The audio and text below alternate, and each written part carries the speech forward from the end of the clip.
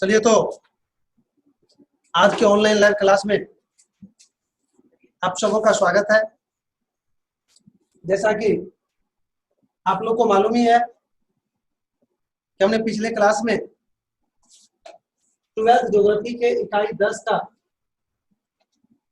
कुछ पॉइंट पढ़ाए थे और शेष पॉइंट हम आज आपको पढ़ाएंगे। मैं आपको बता दूं, हम ग्रामीण वस्ती के प्रकार पढ़ा रहे थे।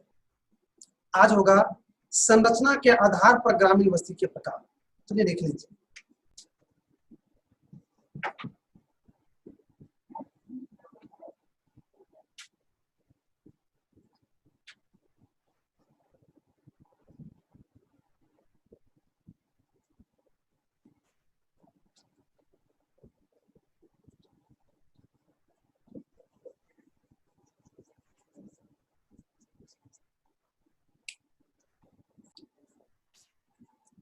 तो मैं बता दूं, संरचना के आधार पर ग्रामीण बस्ती को 6 भागों में बांटा गया है।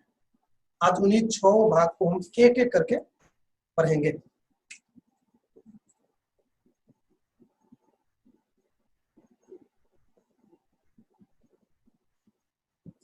एक नंबर में लिखिए, रेखीय प्रतिरूप बस्ती।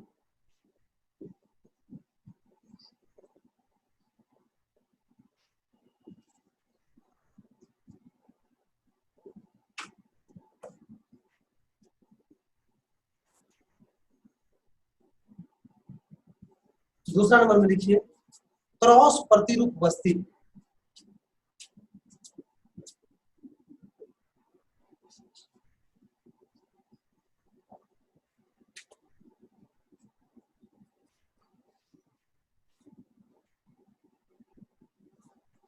तीसरा नंबर में लिखिए, तारक प्रतिरूप बस्ती।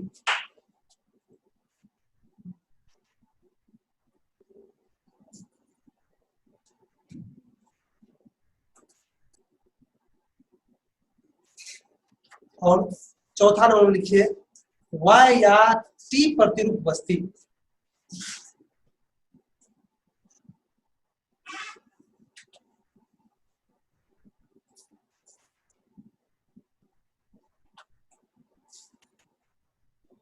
और 5वां नंबर में लिखिए, युग्म प्रतिरूप बस्ती।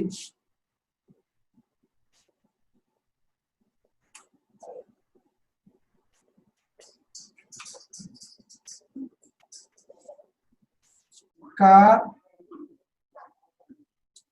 प्रतिरूप बस्ती। तो आप लोग इसको लिख लिए होंगे, हम एक एक करके बताएंगे इसको। एक नंबर लिख के पहले डैश दीजिए, रेखीय प्रतिरूप बस्ती। सुन लीजिए, रेखीय प्रतिरूप बस्ती किसको कहा जाता है? एक बार, वैसी बस्ती जो सीधी बसी हुई रहती है। और कौन बस्ती सीधी बसी हुई रहती है? जो सड़क, रेल मार्ग, नहर इत्यादि के सहारे बसते हैं या विकसित होते हैं, उस बस्ती को रेखीय प्रतिरूप बस्ती कहते हैं। जैसे मैं पहले बता देता हूं, इसका जैसे देख लीजिए,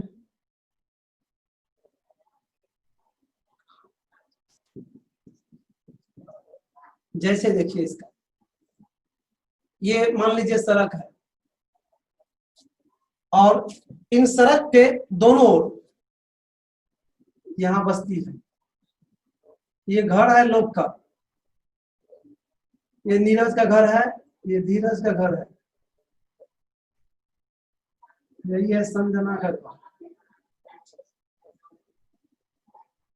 ये है नेहा निधि का घर।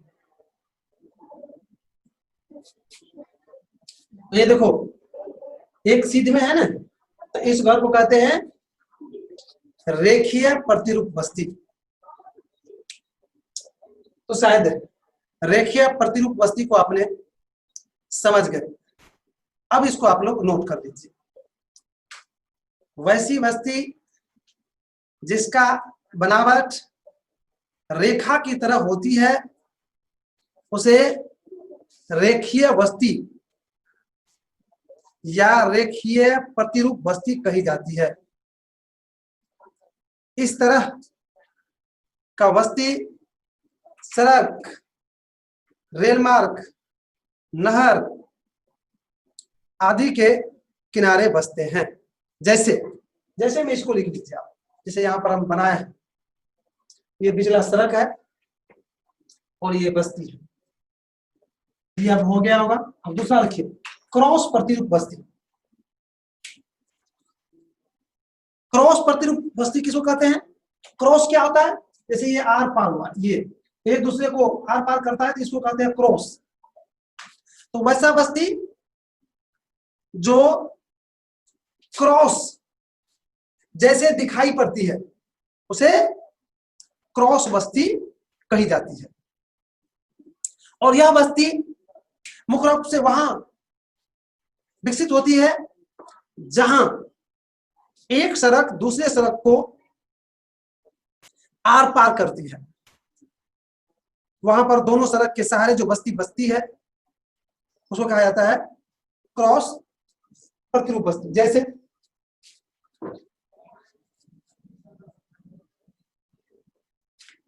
इसका जैसे हम दिखाने जाते हैं, अब देखिए क्रॉस प्रतिरूप बस्ती बताते हैं। अब देखिए ये सड़क इधर से जा रही है और एक सड़क आके इधर से आ गई।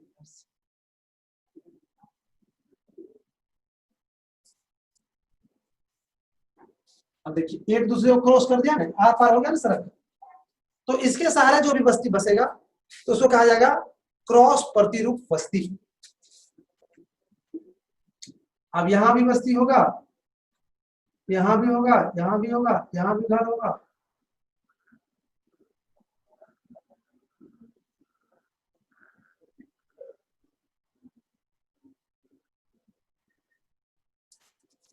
यही है क्रॉस प्रतिरूप बस्ती।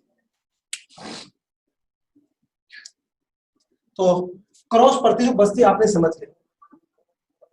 अब इसको आप लोग नोट कर लीजिए, वैसा बस्ती जिसका आकार क्रॉस जैसे दिखाई पड़ता है उसे क्रॉस प्रतिरूप बस्ती कही जाती है।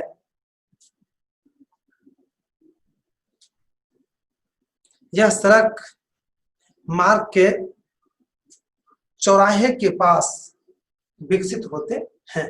जैसे ये देखिए, जैसे इसको आप बनाइए, ये देखो सड़क है, एक सीधी सड़क है, इसको इस तरह आके क्रॉस किया और इसी के सहारे यहाँ भी बस्ती है, यहाँ भी बस्ती है, यहाँ भी बस्ती है, यहाँ भी, यहाँ भी, यहाँ भी, यहाँ भी। ये क्रॉस जैसे अलग से देखने पर दिखाई देती है। अब तीसरा, तारक प्रतिरूप बस्ती। तारक प्रतिरूप बस्ती कहते हैं उस बस्ती को जो तारा जैसे दिखाई देता है। यहाँ बनाते हैं तारा कैसे होते हैं, आप देखिएगा ये यहाँ पर गोला हो गया ना, यहाँ से भी इधरों इधरों चमकेगा, इधरों चमकेगा, इधरों इधरों चमकेगा। अर्थात इस तरह की बस्ती जब वहां होता है तारा के जैसे, उसको कहते हैं तारक प्रतिरूप बस्ती। हम फिगर बना देते हैं यहाँ पर तो और मजा आएगा। और ये तारक प्रतिरूप बस्ती वहां विकसित होती है जहां पर एक ही स्थल पर कई दिशा से सड़क आकर मिलती है, वहां पर तारक तारक प्रतिरूप बस्ती तैयार होती है। देखिए कैसे, ध्यान से देखिएगा।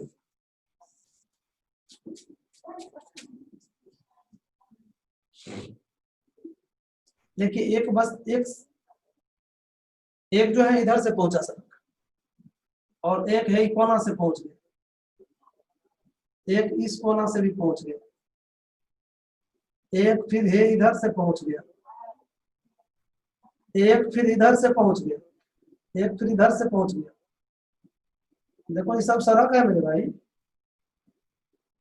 देखो ये सड़क है, सड़क है, कितना सड़क हो गया देखो। तो इस सबको थोड़ा बढ़ा दो,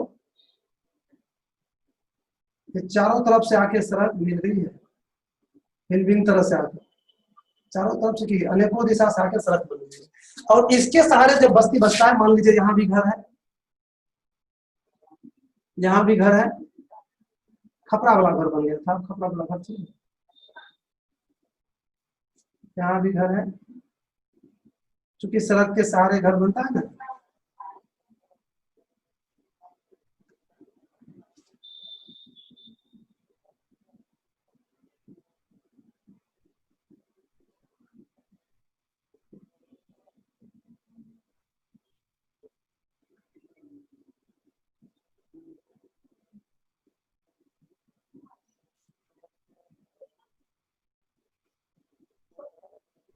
देखो तारा के जैसे दिखाई देता है घर, बस्ती, इसे कहते हैं तारक प्रतिरूप बस्ती। तो शायद आप तारक प्रतिरूप बस्ती को समझ गए। अब इसको आप लोग नोट कर लीजिए। वैसा बस्ती जिसका आकार तारा जैसे दिखाई पड़ता है उसे तारक प्रतिरूप बस्ती कही जाती है।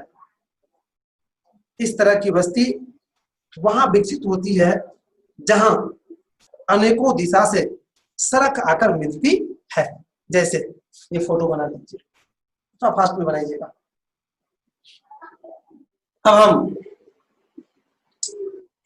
वाई या टी प्रतिरूप बस्ती पढ़ाने जा रहे हैं। मेरे भाई,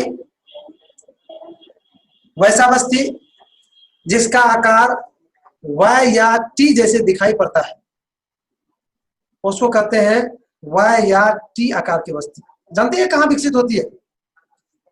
खास करके एनएच, जो हाईवे सड़क होती है। अब मान लीजिए हाईवे यहाँ पर है बिल्कुल, और कोई सड़क जो है आकर यहाँ पर छोटी पतली सी सड़क आकर इससे मिल गई, तो देखिएगा जहां पर ये मिलती है यहीं पर बस्ती बसता है। यहाँ पर दूर तक नहीं जाता, हाईवे के चारों साइड साइड नहीं होता बस्ती। ये जो छोटा सड़क आती है ना, इसके सहारे बस्ती बसती है। तो ये आपको लगेगा टी आकार का बस्ती है, या इसको वाई आकार की भी बस्ती कर सकते हैं। तो इस तरह की बस्ती को कहते हैं वाई या टी आकार की बस्ती। यहां भी कर दीजिए आप।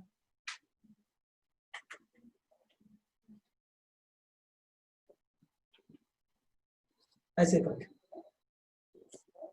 हो सकता है वाई या टी आकार। ये हो गया एनएच, एनएच। ये हो गया छोटका मोटका सड़क। और जहां भी लिखिएगा तो इसको घेर दीजिएगा ऐसे करके, तब पता चलेगा कि सड़क लिखी। वैसा बस्ती जिसका आकार वाई या टी जैसे दिखाई पड़ता है उसे वाई या टी प्रतिरूप बस्ती कही जाती है। जैसे सड़क एक है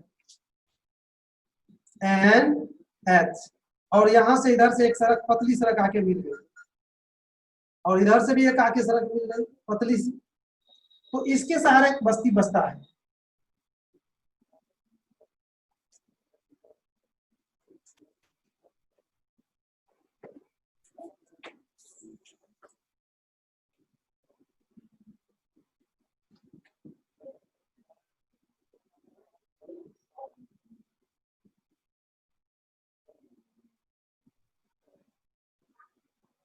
इसी का रूप दिखाई देता है वाई या टी जैसे, इसलिए इसको कहते हैं वाई या टी प्रतिरूप बस्ती।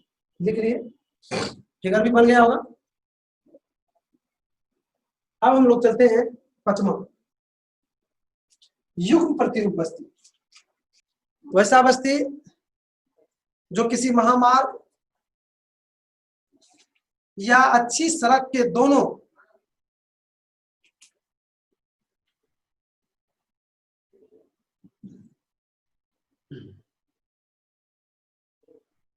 किनारे या दो बड़े बस्ती के बीच बसे रहते हैं उसे युग्म प्रतिरूप बस्ती कही जाती है।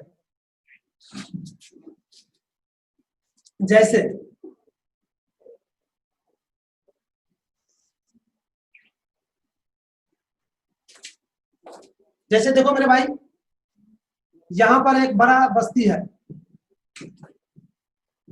ये बड़ा बस्ती हो गया यहां पर, और इसको दोनों को जोड़ता है वो यही छोटका बस्ती। तो ये बस्ती क्या हो गया? ये हुआ युग्म बस्ती। इसको कहा जाता है युग्म, बस चलिए इसको लिख लीजिए आप, जैसे में उतार लीजिए।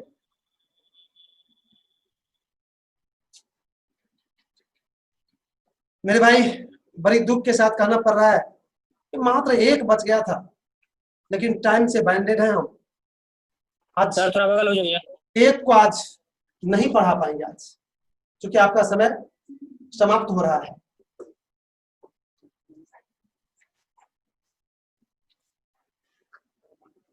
चलिए तो आज की क्लास को यहीं पर हम विराम देते हैं।